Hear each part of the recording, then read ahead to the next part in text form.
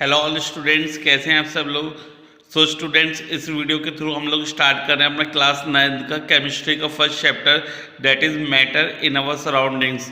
तो सब बच्चे जल्दी से इस वीडियो के थ्रू पढ़ना स्टार्ट कर देंगे और अपनी जो भी क्वेरीज हों, आपको नीचे 2 नंबर दिखाई दे रहे हैं, उसमें जो ऊपर वाला नंबर है वो आपका व्हाट्सएप नंबर है मेरा, राइट। तो जो भी आपको क्वेरीज आएँ वो आप इस नंबर पे फॉरवर्ड करें मेरे को, मैं आपको उसकी क्वेरीज का आंसर दूंगा इसी वीडियो के थ्रू, राइट। तो सब लोग पढ़ना स्टार्ट कर देंगे और अपने 5 दोस्तों को ये वीडियो ज़रूर शेयर करेंगे ताकि स्टडी आपकी बढ़ती रहे और आगे फॉरवर्ड होती रहे, राइट स्टूडेंट। तो जो भी आपकी प्रॉब्लम्स आएँ, क्वेरीज आएँ, वो आप सभी लोगों को बताई जाएंगी वीडियोस के थ्रू और आपकी सॉल्व कर दी जाएंगी, राइट स्टूडेंट। तो जल्दी से पढ़ना स्टार्ट कर दीजिए और याद रखना कि शेयर जरूर करना है, क्योंकि पढ़ाई बढ़ने से आपकी विद्या बढ़ती है। तो इसलिए 5 जनों को जरूर शेयर करना है अपने दोस्तों को, राइट। तो चलिए बहुत जल्दी से स्टार्ट करते हैं। The first topic is that matter. What is this matter? Student, आप लोगों ने सुना होगा कि हर चीज मैटर से बनी है, हर चीज मैटर से बनी। तो मैटर आखिर है क्या? That is anything which occupy space and is mass is called matter. यानी हर एक चीज वो मैटर है आपका जो कोई भी स्पेस ऑक्यूपाई करती है और जिसके अंदर मास होता है। आपको पता है हर चीज में मास होता है, राइट। एयर हो, वाटर हो, शुगर हो, सैंड हो, कॉपर हो, कोल हो, सब में आपका मैटर होगा, चाहे वो गैस हो, सॉलिड हो या लिक्विड हो। Her everything is made up of matter. और मैटर किससे मिलकर बनता है? Matter is made up of tiny particle, that is very very small particle, जिसे हम बोलते हैं atoms and molecules, right student. Now evidences for the particles in matter. हमें कैसे पता चला कि हर चीज मैटर से बनी है और पार्टिकल्स उसके अंदर होते हैं? सबसे पहले dissolving a solid in a liquid. अगर हम एक सॉलिड पार्टिकल को लिक्विड में डिस्पर्स करते हैं तो आप लोग देखते हैं वो मिल जाते हैं। तो यानी एक सॉलिड और लिक्विड के पार्टिकल्स होते हैं, यानी matter is made up of particle. तो मिक्सिंग ऑफ 2 गैसेस, अगर हम 2 गैसेस को आपस में मिक्स करें तो वो मिक्स हो जाती है, वो कोई तीसरी गैस बना लेती है। जस्ट लाइक कार्बन को ऑक्सीजन में ऐड करेंगे तो कार्बन डाइऑक्साइड बन जाएगी आपकी CO2। तो यानी कि हर चीज़ आपकी पार्टिकल से मिलकर बनी है मैटर के अंदर। उसके बाद एक टॉपिक आपसे पूछा जा सकता है, व्हाट इज ब्राउनियन मोशन, ठीक है। तो ब्राउनियन मोशन क्या होता है? The zigzag movement of the small particle suspended in a liquid और gas is called Brownian motion, right. अगर हम एक पार्टिकल को दूसरे पार्टिकल में एंटर करते हैं, जस्ट लाइक अगर हमने सॉलिड को लिक्विड में डिस्पर्स करा है या मिलाया है, तो होगा क्या स्टूडेंट कि उसके जो पार्टिकल्स होंगे वो मिलना स्टार्ट होंगे, यानी कि zigzag मोशन में मूव करना स्टार्ट करेंगे, and that is called Brownian motion. इसका मतलब समझ में आता है कि जो मैटर के पार्टिकल्स होते हैं वो हमेशा क्या करते हैं? मूव करते रहते हैं एक जगह से दूसरी जगह। उसके बाद Brownian motion increases on increasing the temperature. जैसे जैसे टेम्परेचर बढ़ाओगे, तो मैं आपको बता देता हूँ कि पार्टिकल्स की काइनेटिक एनर्जी बढ़ जाती है, और अगर पार्टिकल्स की काइनेटिक एनर्जी बढ़ जाएगी तो ब्राउनियन मोशन भी तेज हो जाएगा, राइट। उसके बाद characteristic of particles of matter. Important topic है आपका, एनसीईआरटी का भी टॉपिक है, तो इसलिए अच्छे से पढ़ लेंगे, पेपर में बहुत आता है। Characteristic of particles of matter. The particles of matter are very very small, बहुत छोटे होते हैं। The particles of matter have space between them, उनके बीच में स्पेस होता है, तो दूसरे को अलाइन कर लेंगे अपने बीच में। The particles of matter are constantly moving. जो पार्टिकल्स होते हैं आपके मैटर के, वो हमेशा मूव करते रहते हैं एक जगह से दूसरी जगह। The particles of matter attract each other, यानी एक दूसरे पार्टिकल्स को क्या करते हैं? अट्रैक्ट करते हैं। बहुत जल्दी से इसके एग्जाम्पल पढ़ते हैं। The fragrance of the burning incense stick. Incense stick क्या होती है स्टूडेंट? आपकी अगरबत्ती, धूपबत्ती। तो आपने देखा होगा जब भी हम उसे एक कोने में जलाते हैं, या परफ्यूम की स्मेल अगर आपने देखी होगी, एक कमरे में एक कोने पे छिड़कते हैं तो पूरे रूम में फैल जाते हैं। क्यों फैल जाते हैं? क्योंकि पार्टिकल जो होते हैं मैटर के, वो मूव करते रहते हैं एक जगह से दूसरी जगह।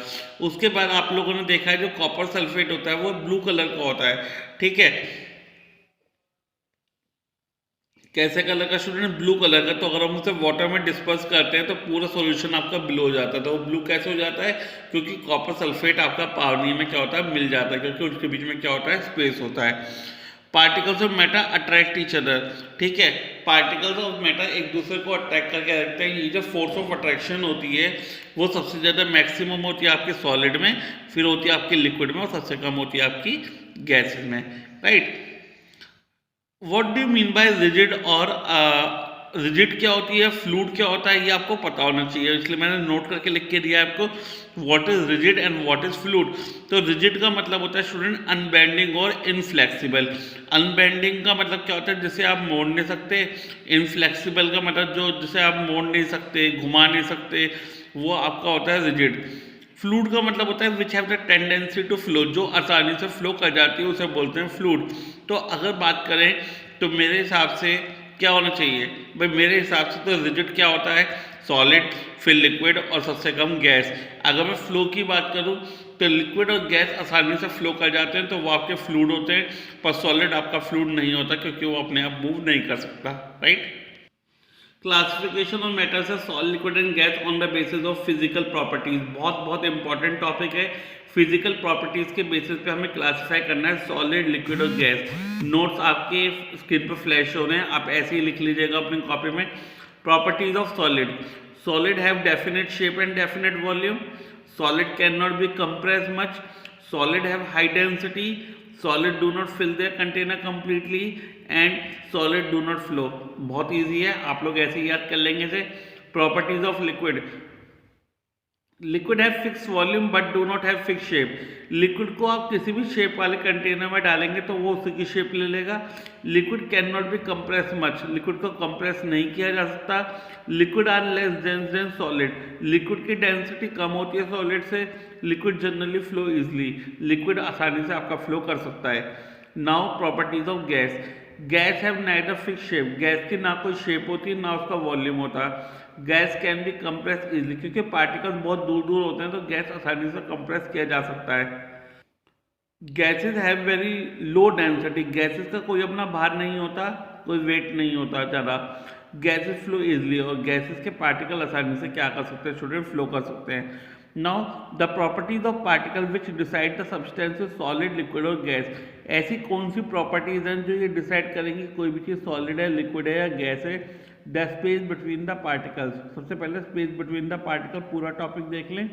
सॉलिड के अंदर सबसे कम स्पेस होता है, सबसे ज़्यादा स्पेस किसमें होता है, गैस में।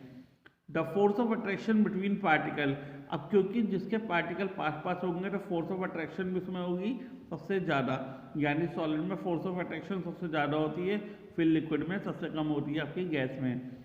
The amount of movement of particle, तो जिसके पार्टिकल दूर दूर होंगे वो आसानी से मूव कर जाएगा, तो गैस के पार्टिकल आपके आसानी से मूव कर जाएंगे, तो आपकी amount of movement of particle सबसे ज़्यादा किस में होगा, गैस में, फिर लिक्विड में और सबसे कम सॉलिड में। नीचे आ जाइए। Solid can not be compress much because its particles are very close packed, तो सॉलिड को ज़्यादा कंप्रेस नहीं किया जा सकता, क्यों नहीं दबाया जा सकता, क्योंकि उसके पार्टिकल्स ऑलरेडी इतने पास पास हैं और उसके बीच में कोई भी स्पेस नहीं है। सॉलिड आसानी से कंटेनर को फिल नहीं कर सकता क्योंकि उसके पार्टिकल अपनी ही जगह पर फिक्स हैं और दूसरे का स्पेस नहीं ले सकते, तो वो अपना कंटेनर फिल नहीं कर सकता। नाउ आपने देखा होगा कि रबर को स्क्रैच करा जा सकता है, फिर भी आप मुझसे पूछेंगे कि उसे सॉलिड क्यों कहा जाता है, क्योंकि हम जो मैनुअल फोर्स लगाते हैं वो उसके अपनी सॉलिड की फोर्स से ज़्यादा होती है जो लिमिटेड होती है, तो जब हम उसे छोड़ देंगे तो वो अपनी ओरिजिनल शेप वापस ले लेगा, इसलिए हम रबर को स्ट्रेच कर सकते हैं।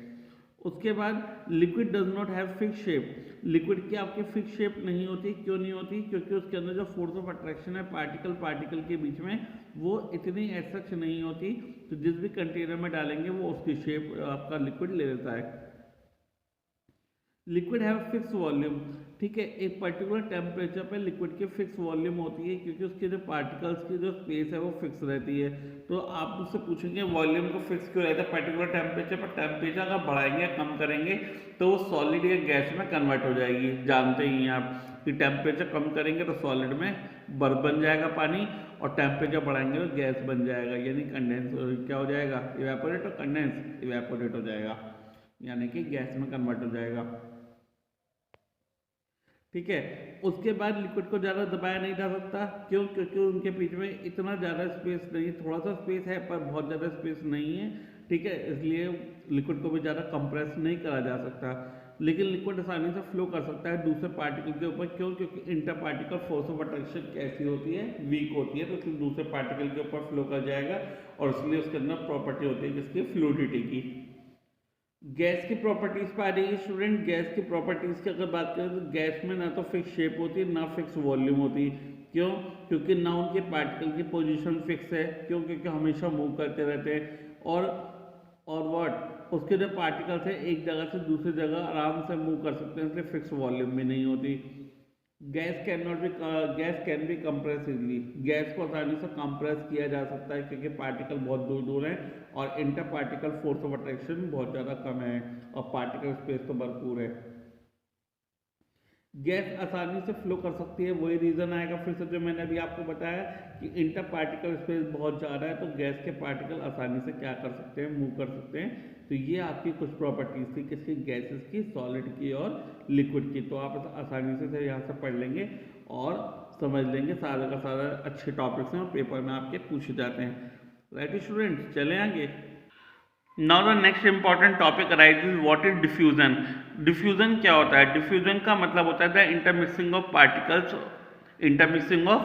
That is the mixing of substance with another substance due to motion of its particle या movement of its particle is called diffusion। अगर एक पार्टिकल दूसरे पार्टिकल में आसानी से मूव कर रहा है तो उसे क्या बोलते हैं? Diffusion. Diffusion of one substance into another substance goes on until a uniform mixture is formed. इसका मतलब क्या है स्टूडेंट कि एक पार्टिकल का डिफ्यूजन दूसरे पार्टिकल में जब तक मिलता रहेगा, जब तक होता रहेगा, कब तक? जब तक वो एक यूनिफॉर्म मिक्सचर, एक होमोजीनियस मिक्सचर नहीं बना लेता। ठीक है, वो डिपेंड करता है आपके मोशन ऑफ पार्टिकल कि पार्टिकल का मोशन कितना हो रहा है। तो वो जो डिफ्यूजन है वो सबसे ज़्यादा किस में होगा? गैसेज में, फिर लिक्विड में, फिर सॉलिड में। रेयरली होगा सॉलिड में, आसानी से गैसेज में डिफ्यूजन हो जाएगा, फिर लिक्विड में और सबसे कम सॉलिड में। Now the rate of diffusion increases on increasing the temperature. तो टेम्परेचर बढ़ाएंगे तो आपका डिफ्यूजन भी बढ़ता चला जाएगा। रेट ऑफ डिफ्यूजन आपका बढ़ता चला जाएगा टेम्परेचर बढ़ाने पे, क्योंकि पार्टिकल्स की काइनेटिक एनर्जी अगर बढ़ेगी तो पार्टिकल जल्दी जल्दी मिक्स होंगे। जैसे कि आपको पता है कि आपके घर में या पड़ोसी के घर में अगर खाना बन रहा है तो आपको बहुत दूर से क्या आ जाती है? स्मेल आ जाती है। पर अगर वही खाना अगर आपको बासी मिले तो आपको उसकी क्या स्मेल आएगी? नहीं आएगी ना। क्यों नहीं आएगी? क्योंकि पार्टिकल्स की काइनेटिक एनर्जी जब बढ़ेगी, और पार्टिकल्स की काइनेटिक एनर्जी बढ़ती है टेम्परेचर बढ़ाने पे, तो इसलिए आपको ज़्यादा दूर तक की जो स्मेल है वो आ जाती है। ऐसे इंसेंस्टिक अगरबत्ती की बात करें तो क्योंकि पार्टिकल आसानी से डिफ्यूज हो जाता है गैस में, तो इसलिए दूर दूर तक आपको अगरबत्ती की स्मेल भी आ जाती है। The drop of ink in water, ये भी आपको पता है, अगर इंक की ड्रॉप पानी में अगर गिरेगी तो सारा पानी जो होगा वो आपका इंक वाला हो जाएगा, क्योंकि यानी कि इंक जो होगी वो कम्प्लीटली मिक्सिबल होगी आपके पानी में। राइट, तो इसलिए यहाँ पे डिफ्यूजन हो जाता है आपका। जो रेट ऑफ डिफ्यूजन है लिक्विड में वो आपका फास्टेस्ट होगा किससे? सॉलिड से, क्योंकि आपको पता है कि सॉलिड में डिफ्यूजन आपका होगा नहीं। तो सबसे ज़्यादा डिफ्यूजन आपका किस में होगा? गैस में, फिर आपका होगा लिक्विड में, और रेयरली होगा आपका सॉलिड में, यानी कि ना के बराबर। तो diffusion of solid in solid is very rare visible because there is hardly an interparticle space and particles are fix at the mean position. क्योंकि सॉलिड के पार्टिकल के बीच में कोई स्पेस नहीं होता, तो दूसरा पार्टिकल कैसे फिक्स हो जाएगा जाके? तो इसलिए डिफ्यूजन आपका रेयर किस में होता है? रेयरली होता है आपका सॉलिड में, फिर आपका लिक्विड में, सबसे ज़्यादा किस में होता है? गैसेज में। तो आई होप सबने थ्योरी यहाँ तक की देख ली होगी आसानी से। एज इट इज आप लर्न करेंगे अपने पेपर के लिए। नाउ ये तो आपने बचपन से पढ़ी है। एलपीजी की फुल फॉर्म क्या होती है? Liquefied petroleum gas. और सीएनजी की फुल फॉर्म क्या होती है? Compress natural gas. ये तो हम 6th 7th 8th से पढ़ते हुए आए रहे हैं। राइट स्टूडेंट, तो अगला टॉपिक आपका most important topic for the school exam, that is called temperature. What is the temperature? Temperature क्या होता है? The measure of the degree of hotness and coldness is called temperature. यानी जो भी चीज़ आपको बताएगी कि कितनी ठंडी है कितनी गर्म है, उसे बोलते हैं टेम्परेचर। टेम्परेचर को मेजर करने के लिए 3 डिग्रीज होती हैं आपके पास, सेल्सियस, फ़ारेनहाइट और केल्विन। हो सकता है बहुत से स्कूलों में सिर्फ 2 ही बताएं, लेकिन 3 होती है स्टूडेंट। कौन कौन सी? केल्विन, सेल्सियस और फ़ारेनहाइट। ठीक है, दोनों में रिलेशन याद करेंगे, पेपर में क्वेश्चन पूछे जाएंगे स्टूडेंट, डोंट फॉरगेट इट। तो ऐसा यूनिट अगर बात करें तो ऐसा यूनिट होती है टेम्परेचर की क्या? केल्विन। मेल्टिंग पॉइंट और बॉइलिंग पॉइंट याद कर लेंगे आइस का और वाटर का। मेल्टिंग पॉइंट आइस का 0 डिग्री सेल्सियस वो बराबर होता है आपका 273 केल्विन के। बॉइलिंग पॉइंट ऑफ वाटर आपका 100 डिग्री सेल्सियस वो बराबर होता है आपका 373 केल्विन के। राइट स्टूडेंट, तो ये जो आपको दो फॉर्मूले दिखाई दे रहे हैं स्टूडेंट, बहुत अच्छे से याद कर लीजिएगा। ये सारी थ्योरी टेम्परेचर की पेपर में 2 या 3 या 4 या 5 नंबर की आनी शुरुआती पेपर में, तो अच्छे से पढ़ लेंगे, कॉपी में लिख लेंगे। केल्विन और सेल्सियस में क्या रिलेशन होती है और फ़ारेनहाइट और सेल्सियस में क्या रिलेशन होती है, इससे हम फ़ारेनहाइट और केल्विन में रिलेशन में निकाल सकते हैं। राइट, तो दोनों रिलेशन को अच्छे से याद कर लेंगे। सेल्सियस से केल्विन में, केल्विन से सेल्सियस में, फ़ारेनहाइट से सेल्सियस में, सेल्सियस से फ़ारेनहाइट में कैसे जाते हैं, तो इन दो फॉर्मूले के थ्रू सीख लेंगे। और टेम्परेचर की जो एसआई यूनिट होती है वो क्या होती है कि डिग्री केल्विन होती है, ये अच्छे से याद कर लेंगे। तो स्टूडेंट ये था हमारा पार्ट फर्स्ट आपके chapter matter in our surrounding का, अच्छे से पढ़ लेंगे से। बाकी की आगे की थ्योरी हम अपने नेक्स्ट चैप्टर की वीडियो में पढ़ेंगे। राइट, तो आप लोग यहाँ तक की थ्योरी कवर कर लीजिए और किसी को कोई भी प्रॉब्लम आती है तो कमेंट बॉक्स में या आपको स्टार्टिंग में मेरा नंबर लिखा दिखाई देगा, ऊपर वाला नंबर व्हाट्सएप नंबर है। तो कोई भी थ्योरी अगर आपको समझ नहीं आती है या अगर आपको इसके नोट चाहिए तो आप मुझे व्हाट्सएप कर दीजिए नंबर पर। ऊपर वाला नंबर मेरा व्हाट्सएप वाला नंबर है, तो मैं आपको थ्योरी भी सेंड कर दूंगा, क्वेश्चन भी सेंड कर दूंगा। लेकिन प्रॉमिस एक है कि आप लोग अच्छे से पढ़ेंगे, दिल लगा के पढ़ेंगे, मेहनत से पढ़ेंगे।